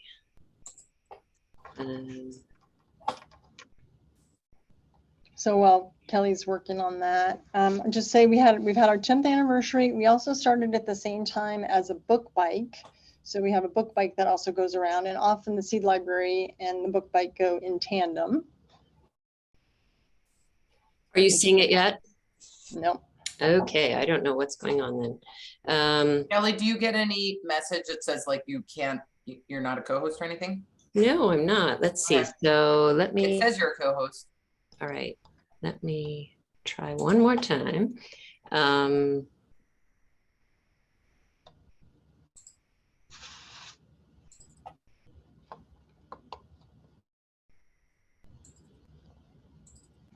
So while Kelly's working on that, I just we'll say we've circulated, I think, 250,000 packs of seeds over 10 years.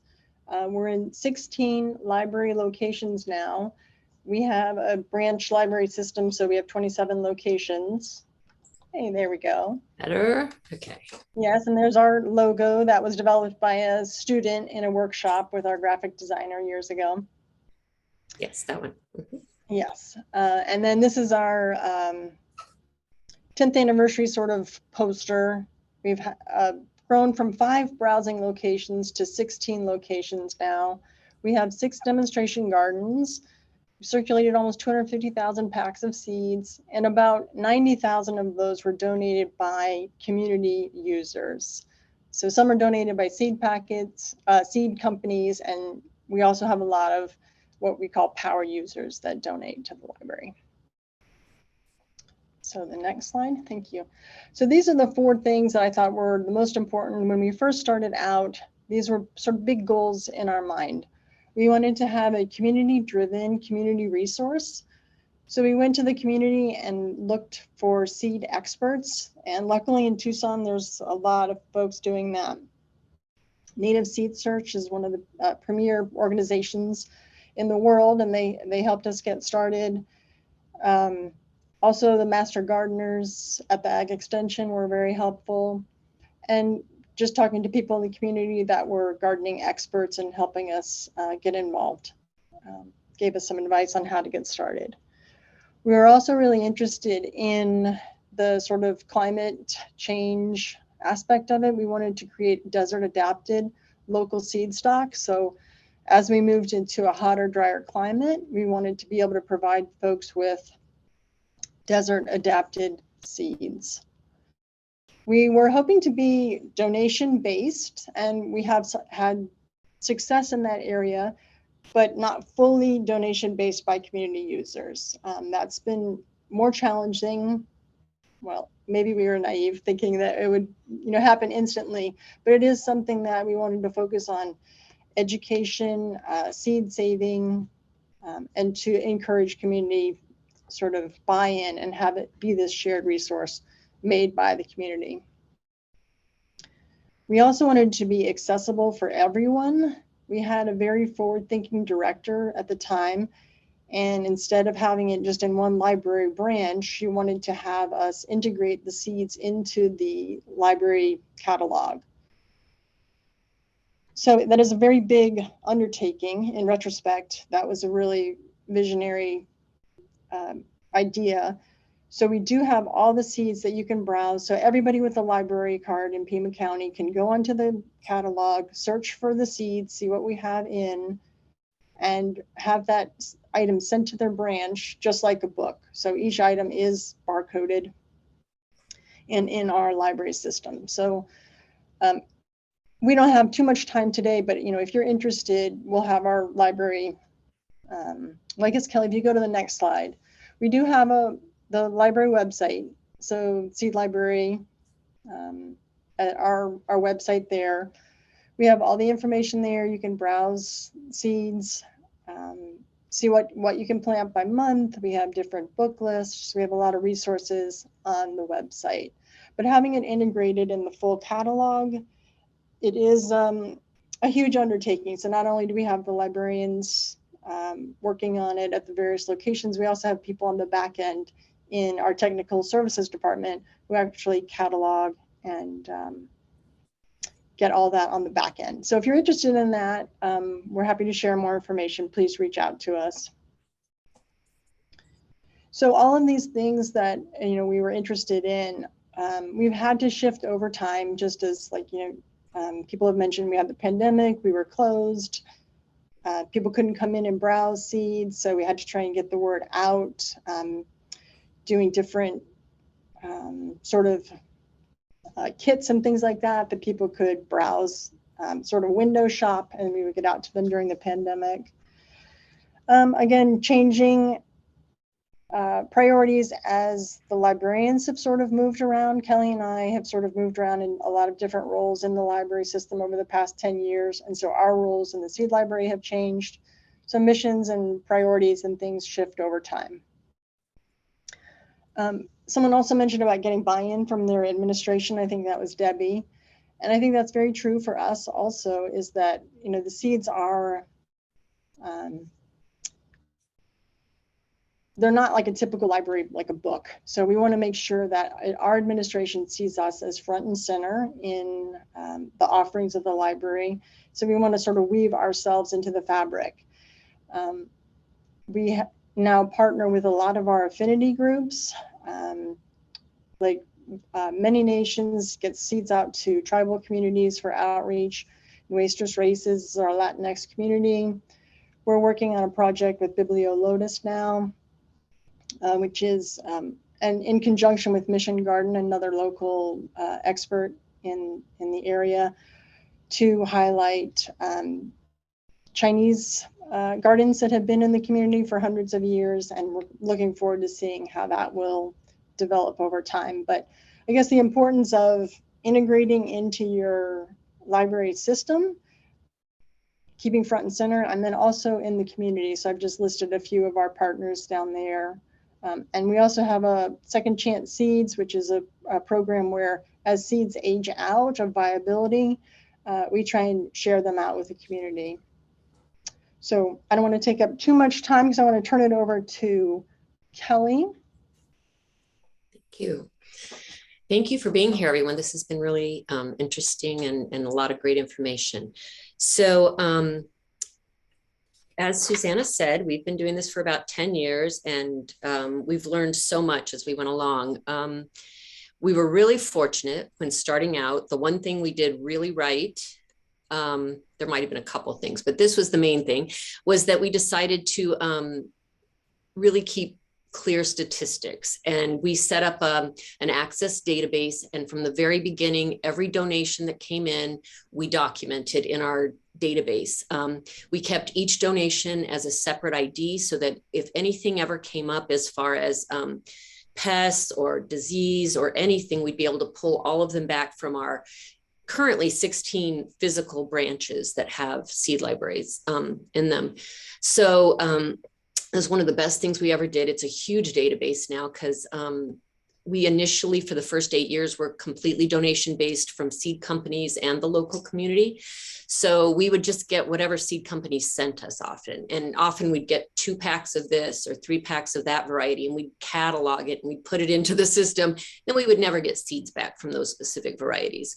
So what we came to learn was that it served us much better to order seeds because we had much more control over the cataloging and the high level of production that it takes to manage our seed library, because we do package all of our seeds, label all of our seeds, catalog all of our seeds. And as Susanna said, we've had over 250,000 packs go out in the last 10 years. So that's a lot of seeds to process. So the statistics have been so valuable in that it really helps us show our value to our administration and to the community. We share those statistics every year, and it helps us learn as we go along, like about ordering, what actually comes in and what goes out and what returns. It really informs how we run the back end of our seed library. So now we are ordering twice a year. Biannually, and we order for the cool weather, and then we order for the warm weather, and we're trying through our statistics and through keeping all of the information that we keep, we're trying to determine the right amount of seeds to order so that they don't age out so much, so that we don't have to get so many away. But we do put the viability date in as we add them to the inventory, and we're able to make lists and pull aged out seeds every month. And then we make those available to all of our community members. They come in and they can take large quantities that they can plant in a high enough amount so that they still get value out of the seeds. The other thing that we've always tried to do as librarians is share the story of the seeds, and that's always proven to be more difficult. But as we've gone along, we put out newsletters to our patrons through our website and through our server. We have our web page that we share a lot of information on. We do interviews of community gardeners and share those on our website. We also had a podcast for a while that we were featured on that we shared with our community. And again, we share our statistics and our stories that way. We're looking at a new way to share stories, and that would be by using QR codes. And maybe we've always added whoever donated the seeds to our seed label. So that's one way to tell the story of the seed. We always say if it's a local donor or a corporate donor and who donated it. So school gardens and everybody get recognition for donating seeds in that way. But we're thinking now as we partner with Mission Gardens and school gardens more, we're going to try and use QR codes to share the story of the growing. We'd be able to put those on our packages very easily and have people scan them and get the true story of the seed, where they came from, who grew them, and how the community participated in that. Our seed supply, we have a huge amount because we do share it with 16 branches, and we have one local library that keeps it all in the back room, and we send them all to that library when they're we help package at all the libraries, but we send them back for storage there and they distribute them. We use donation slips from the community and try to get as much of the story of the seed as possible to be able to share that on the labels and with our community. And again, we are learning as we go along, and the statistics have proven invaluable to keep really clear records in informing how we order, how we store, and how we distribute our seeds. So that's been very important all along. Another thing that we're doing, much like San Francisco, is demonstration gardens. And right now we have 6 libraries. Unlike you guys, we don't usually have a place to plant into the ground outside of our urban libraries, but we've started using container gardens, and we're expanding that. 3 more libraries are getting on board to do that soon, including my library. But we use them for programmers. We get community programmers to come in and teach through our demonstration gardens. We grow year round in them to show the community what you can grow and how you can easily grow in an urban garden in Tucson. And we also save seed from our gardens and show people how you can easily contribute to the seed library and back to the seed library. So we use them a lot, and we find that it helps the mental health of the librarians and staff as well as the community. It helps green up the space, and it helps with education and just sharing the wealth of what you can do, especially in our climate, which is a very hot, arid climate. We also have 12 months of being able to grow something year round. It's one of the deepest agricultural histories here in Tucson of anywhere in North America. So we can show, how the native people grew for, way before us, and what they grew, the native crops and things, and how they grew year round. So we're able to demonstrate all of those things through our demonstration gardens. And that's been a really fun and exciting expansion of our seed library over the years. And so I think that's all we have. This is our information, some of our ways to connect with us. Our seed.library at pima.gov goes to a core of seed librarians that answer those kind of things. So if you want to get a hold of us and ask anything, that would be the way to do it. And if you have any questions, we'd be happy to answer those as well. Awesome. Thank you. That was excellent. Okay, we've got some chatter. Let's see. Elizabeth says, since you catalog the seeds, is each seed packet individually barcoded, or do seeds of the same variety have one barcode and you have something like 7 or 8 available? Every seed packet is barcoded and added to the system.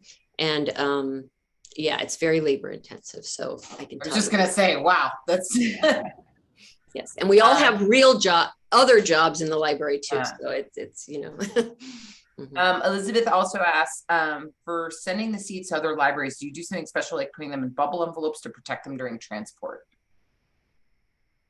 Susanna, or do you want me to? They do get sent in either inner office like an envelope, but it goes in a mail bin. We try not to put the seeds in with the heavy books. Yeah, they have a special little envelope. And some people use old DVD cases to transport them around the system. We've put we've labeled some old DVD cases for seeds, and people move them around the system. And that's also how we put them on the hold shelf for people, is inside of a DVD case, so that they get protected and stuff. That's a great idea. Mhm. David Silver asks, I'd like to hear more about community collaborations. Susanna, you mentioned working with Chinese American gardeners, community gardens. What does that collaboration look like? Well, we just started that, so it's pretty exciting. We just had a tour of Mission Gardens. Mission Gardens has also been around about 10 years. I think it's a sort of nonprofit, but the space has been growing for thousands of years, I believe. And so they highlight different organizations. So they have like early gardens from what people were doing, Native folks were doing here through to Father Kino, and they have a garden now that's dedicated to the Chinese Americans. And so what they're doing is collecting stories from people that were growing things in their backyard. And so they have, so they're sort of just developing that. And we have our Biblio Lotus team, which is focuses on Asian American Pacific Islanders. And we're investigating how we can share their stories, help them grow out seeds, and perhaps they'll donate seeds to us and we'll put them in our collection. So that's just getting started. So we're really excited about that. And check out their website. It's an amazing place to go visit. Yeah. We've been collaborating with them for a while in different ways, just by sharing seeds like they do. I think they use our Second Chance seeds quite frequently and give them out at their events, but it's a beautiful walled garden that is based on where agriculture began in Tucson. And so it has, and they did collect seeds and plants from people's gardens who had been growing them over generations. So some of these plants and things that they share have a real history here. And so it's exciting to think about sharing those stories with our seed library patrons and users. So yeah. Yeah, everyone should visit Tucson anyway. George asked, could you please talk a little bit more about the barcoding process? Oh, I would say maybe you could contact us at like offline email seed library. seed.library@pima.gov. Yeah, it's a huge process, and we had to invent the wheel for this, because I don't think anyone else had really decided to catalog their seeds and put them in a huge, urban library setting the way we did. So our technical services team had to come up with their own cataloging system, mark records and everything. And then we had to, add them just like we add them like we have uncatalogued seeds when we need to. Those are just for browsing. And then all the other seeds that have a catalog record can be reserved throughout the system. And we just barcode them like any other item, but they have a I-type that allows them to be wiped off of records at the end of the month, because we don't expect them to be returned in the same form. So yeah, there's a lot of technicality to it, but we would love to share that with you. Awesome, thank you. I put your email into the chat. Thank you.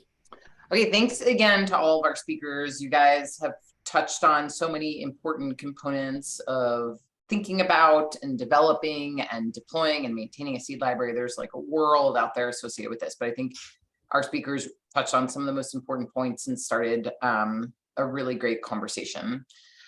So what we're going to do now is we're going to finish up, and my colleague Anita Thompson from University of Arizona Cooperative Extension, she's actually been doing this way longer than me, and she's going to finish us up with some closing remarks. And right before I go, I just want to remind everyone that in a couple days you'll get another email with the link of where this presentation will be, and feel free to check it out and also send it along.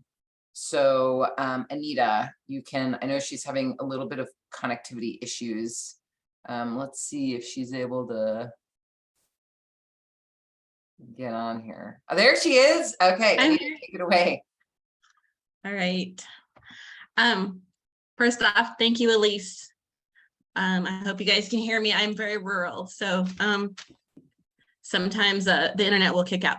But thank you, Elise, for organizing this, and thank you for the speakers. It's been amazing. And anyone who knows me knows that I prioritize my life, basically my seeds and my animals and everything else. So I am a seed fanatic.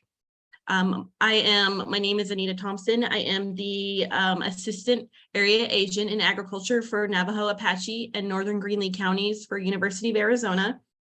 And I work heavily with agroecology, restoration ecology, livestock systems. As far as sustainability, I'm a practicing botanist. I have a background as an ecologist, and I do a lot of agriculture-based work with farmers. One of the things I do work with farmers on is doing native seed as a crop. So raising it for restoration purposes and post-fire purposes. So I have a really varied background, but seeds are kind of one of the things that I grew up loving in agriculture. I am I think 8th generation farmer, and they grew wheat, but I want to grow seeds. So I do have a very small seed farm where I do grow native Arizona, high desert, Colorado Plateau seed for seed libraries, basically. So yes, I do have a lot of background with plants and seeds, and it is a passion of mine that I am able to tie into my work. Having all these speakers has been amazing, and I do want to share some of the stuff that I've learned we have a small seed library at Holbrook, in Holbrook. If you're familiar with that, it is in the northern, kind of northeastern part of the state. And it has a very unique background and a very unique area with some major challenges. And we've had some legal challenges, and we've learned a lot about how to navigate it. I'm going to go ahead and share my screen and show some pictures. I don't have an actual presentation. So this is actually our Holbrook office, and this is our demonstration garden. And just a little background about that is Holbrook is kind of smack in the center of Navajo County, which is below the Navajo Nation and Hopi Nation. And then we have county residents, and then below that we have Fort Apache. And so we have an interesting dynamic of native, meaning tribal, and native, meaning Southwestern. So when we talk about seeds, we have to kind of differentiate between native, as in coming from the Southwestern area, versus native, as in tribal, developed, has a lot of cultural significance. So our seed library covers 3 different areas. And I do have a colleague of mine on here who is a master gardener, Michelle Strait, and she has helped out a lot with it. And so what we did is we sat down with the master gardeners and said, we have a major food desert. It's COVID. People are not able to get seeds on any of the tribal areas. People are not able to get seeds outside of the tribal areas. What can we do? And so Michelle, being a new master gardener, volunteered to make it her project.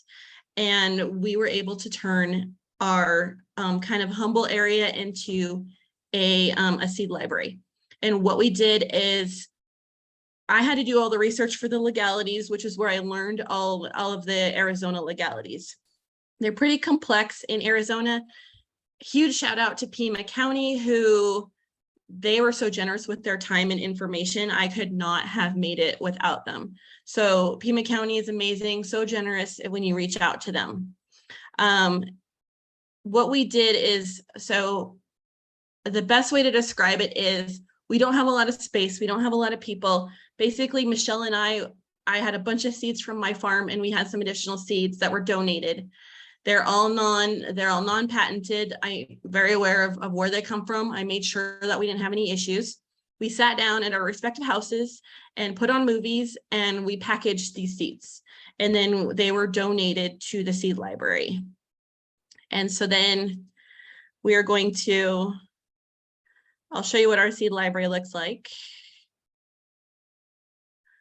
Okay. It's very bare bone. It's not beautiful with all the pull out things, but what we did is we just got some dividers. We don't have a budget. This is basically donated seeds and what I had in my budget for extension. And we just took a shelf and we filled it with seeds. And we picked seeds that are air tolerant for the Colorado Plateau and what people wanted.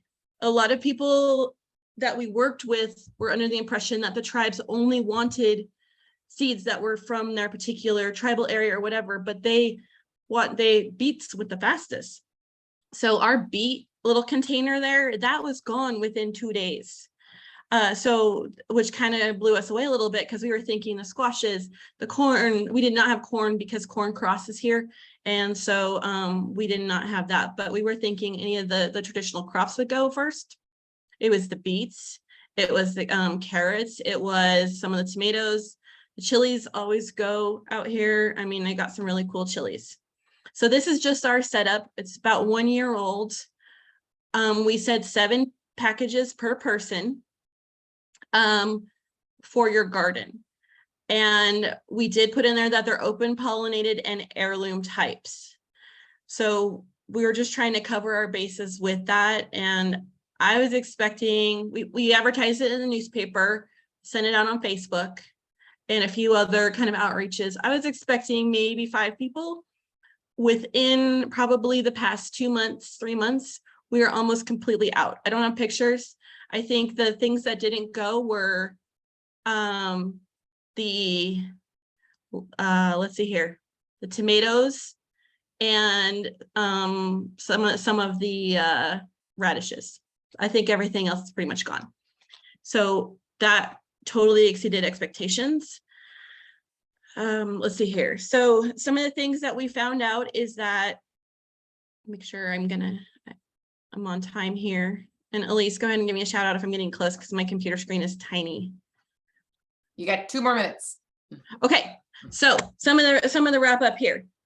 When you're talking about native seeds and you're using native seeds in it, you cannot legally say anything about the herbal use or how to use them, because if you're not a doctor or a physician, it can cause a lot of issues. You cannot expect seeds back.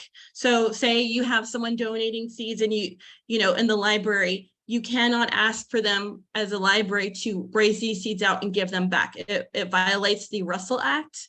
So you cannot ask for them back. They can donate them back, but you cannot ask for them back as part of the thing. And then the permitting process to gather the seeds are very difficult in Arizona. So I am going to go ahead and put out a paper on that, so you can stand by, and we will have more workshops. And then shout out to everybody that wants to start a seed library. You guys are amazing. Get the seeds in people's hands. There's some amazing resources, and you can reach out to me or if Elise, and she can give you my contact information, and I'm more than happy to help navigate some of the challenges and get you in touch with anyone from the Extension, Arizona Native Plant Society, Botany, regional botanists for the Forest Service, BLM, state, anything for permitting when it comes to native seeds and anything along those lines. Awesome. Thanks, Anita. Okay, everyone, we're going to finish up today. We're thrilled that you all joined us. If there's anything related to stuff you heard today or the development of seed libraries in general that you'd like to see more of in the future through Cooperative Extension free webinars, please shoot me an email. I'm going to put my email in the chat. I'm trying to talk and type at the same time. Can't do that. My email's in the chat, and you've received probably a couple emails from me anyway. Shoot me an email and send me some ideas of things you're interested in, and we are happy to organize future webinars and workshops on the topic. So thanks again, and remember, be on the lookout for an email from me in a couple of days that directs you to the site where you can find the recording of this webinar. And take care, everyone. Thank you.